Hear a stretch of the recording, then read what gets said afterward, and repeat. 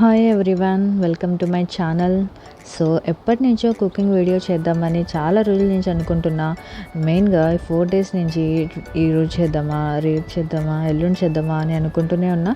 So ఈరోజు మాత్రం చేయాలని పక్కా ఫిక్స్ అయిపోయా. అందులో ఈరోజు తలకాయ కూర చూడండి, మంచిగా ఉడకబెడుతుంది మా మమ్మీ.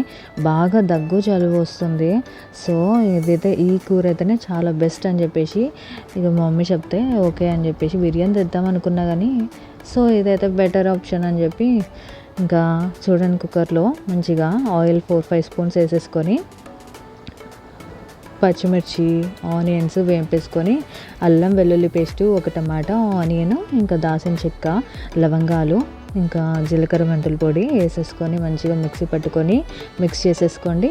మంచి పచ్చివాసన పోయే వరకు కలుపుకుంటూ ఉండండి, మాడకుండా జాగ్రత్తగా.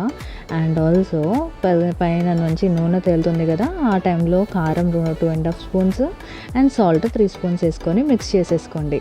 తర్వాత ఉడికిన తలకాయ కూర ముక్కలు ఉన్నాయి కదా, తలకాయ ముక్కలు బోన్స్ కదా, మంచిగా అటు ఇటు పైకి కిందకి మంచిగా మిక్స్ చేసుకోండి, ముక్కకి మంచిగా పట్టేలాగా. తర్వాత టేస్ట్ అప్పుడే అలానే మంచిగా ఉంటుంది. సో అయిపోయిన తర్వాత ఒక చింతపండు రసము వేసేసుకోండి, మంచి నానబెట్టేసుకొని.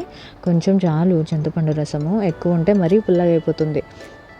ఇంకా మంచిగా మిక్స్ చేసేసుకొని ఒక 5 or 6 విజిల్స్ వచ్చే వరకు విజిల్స్ పెట్టేసుకోండి. ఇంకా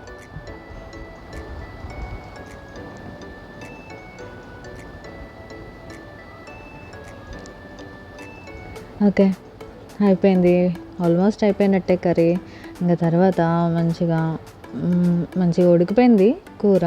ఇంకా తర్వాత మనం కొత్తిమీరతో గార్నిష్ చేసుకోవచ్చు.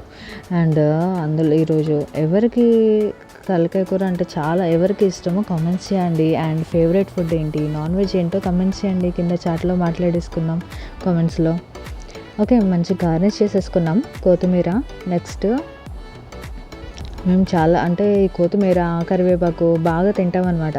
సో నెక్స్ట్ కొత్తిమీర వేసేసుకున్నాము, మంచిగా పైకి మిక్సింగ్ చేసేసుకోండి. ఇంకా తర్వాత మన మసాలా పొడి వేసేసుకుని హాఫ్ స్పూన్ కూడా అవసరం లేదు, కొంచెం చాలు మసాలా పొడి ఆల్రెడీ. ఎందుకంటే పేస్ట్లో ఆల్రెడీ లవంగాలు, దాల్చిన చెక్క, ఈ మసాలాలన్నీ పేస్ట్లోనే పట్టేసుకున్నాం కాబట్టి లాస్ట్కి టేస్ట్ కోసం కొంచెం మసాలా, అంతే.